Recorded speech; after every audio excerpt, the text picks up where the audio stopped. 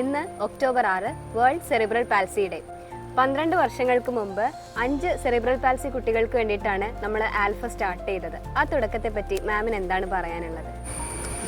12 വർഷങ്ങൾക്ക് മുമ്പ് ഒട്ടും പ്ലാൻഡ് അല്ലാത്ത രീതിയിൽ 5 സെറിബ്രൽ പാൽസി കുട്ടികളെ ഹെൽപ്പ് ചെയ്യാനായിട്ടാണ് അൽഫയുടെ ജേണി നമ്മൾ സ്റ്റാർട്ട് ചെയ്തത്. വളരെ പരിമിതമായിട്ടുള്ള ഒരു സിറ്റുവേഷനിൽ വളരെ അഡ്വാൻസ്ഡ് ആയിട്ടുള്ള എക്യുപ്മെൻറ്റ്സിൻ്റെ സഹായം ഒന്നുമില്ലാതെയാണ് നമ്മളിങ്ങനെയുള്ള കുഞ്ഞുങ്ങൾക്ക് വേണ്ടിയിട്ടുള്ള അൽഫയുടെ ജേണി സ്റ്റാർട്ട് ചെയ്തത്. പക്ഷേ നമ്മളുടെ സ്വപ്നങ്ങൾ വളരെ ചെറുതായിരുന്നെങ്കിലും നമ്മളുടെ ഈ കുഞ്ഞുങ്ങളെ സമൂഹത്തിൻ്റെ ഭാഗമാക്കാനുള്ള പ്രതീക്ഷ വളരെയധികം കൂടുതലായിരുന്നു. ഇന്ന് വരെ 500-ലധികം കുട്ടികൾ ആൽഫയിൽ നിന്ന് ഇൻഡിപെൻഡൻ്റ് ആയി വോക്ക് ചെയ്ത് പോയിട്ടുണ്ട്. ആ ഒരു നേട്ടത്തെ മാം എങ്ങനെയാണ് നോക്കിക്കാണുന്നത്? ഓരോ മാതാപിതാക്കൾക്കും ഒരു കുഞ്ഞ് ജനിച്ച് അതിൻ്റെ ആദ്യ ചുവടുകൾ വയ്ക്കുക എന്നുള്ളത് അവരുടെ ഏറ്റവും വലിയ ഒരു ആഗ്രഹമാണ്.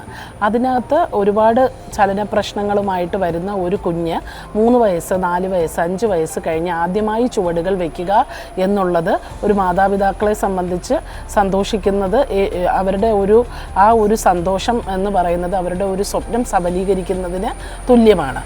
അപ്പോൾ ഈ ഒരു 12 വർഷ കാലഘട്ടത്തിൽ അൽഫയെ പ്രതീക്ഷയോടുകൂടി വന്നിരുന്ന 500-ലധികം കുഞ്ഞുങ്ങളെ ആദ്യ ചുവടുകൾ വയ്ക്കാൻ കഴിഞ്ഞു എന്നുള്ളത് അൽഫയുടെ ഒരു ചരിത്രത്തിലെ ഏറ്റവും വലിയ ഒരു നേട്ടമായിട്ടാണ് നമ്മൾ കരുതുന്നത്. കുട്ടിക്ക് എപ്പോഴാണ് നമ്മൾ ട്രീറ്റ്മെൻറ്റ് സ്റ്റാർട്ട് ചെയ്യേണ്ടത്, അല്ലെങ്കിൽ ഏത് ഏജിലാണ് നമ്മൾ കുട്ടിക്ക് തെറാപ്പീസ് സ്റ്റാർട്ട് ചെയ്യേണ്ടതെന്ന് പറയാം? സെറിബ്രൽ പാൽസി എന്നുള്ള ഒരു കണ്ടീഷൻ ഒരു കുഞ്ഞിന് ഉണ്ട് എന്ന് ഡയഗ്നോസിസ് ചെയ്യുകയാണെങ്കിൽ വളരെ നേരത്തെയുള്ള ഏർലി ഡിറ്റക്ഷനും ഏർലി ഇൻ്റർവെൻഷനും ഏറ്റവും കൂടുതൽ കുട്ടിക്ക് ഹെൽപ്ഫുള്ളായിരിക്കും.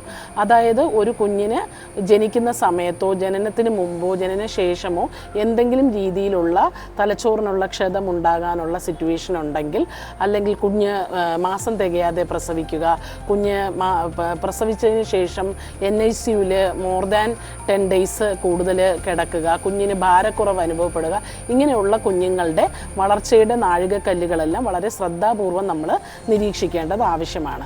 ഒരു കുഞ്ഞിന് സെറിബ്രൽ പാൽസി ഉണ്ടോ എന്ന് ഉള്ളത് വളരെ നേരത്തെ തന്നെ നമുക്ക് കുഞ്ഞുങ്ങളുടെ മൈൽ സ്റ്റോൺസിൽ വരുന്ന ഡിലേയും കുഞ്ഞുങ്ങളുടെ പേശികളിൽ ഉണ്ടാകുന്ന ബലക്കൂടുതലും ബലക്കുറവും ഒക്കെ വെച്ച് നമുക്ക് നേരത്തെ തന്നെ മനസ്സിലാക്കാനായിട്ട് കഴിയും.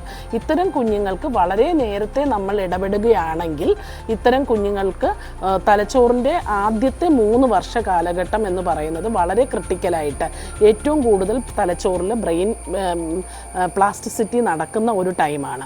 അപ്പോൾ നേരത്തെ കൊടുക്കുന്ന ഈ സ്റ്റിമുലേഷൻ കുട്ടികളുടെ പ്രശ്നങ്ങളുടെ കോംപ്ലിക്കേഷൻസ് ഒരുപാട് കുറയ്ക്കാനായിട്ട് നമ്മളെ അത് സഹായിക്കും. അതുകൊണ്ട് early intervention treatment cerebral palsy കണ്ടീഷൻസിൽ വളരെയധികം അത്യാവശ്യമാണ്. സെറിബ്രൽ പാൽസി മെഡിസിൻസ് കൊണ്ട് ക്യൂർ ചെയ്യാൻ പറ്റുന്ന ഒരു കണ്ടീഷനാണോ മാം?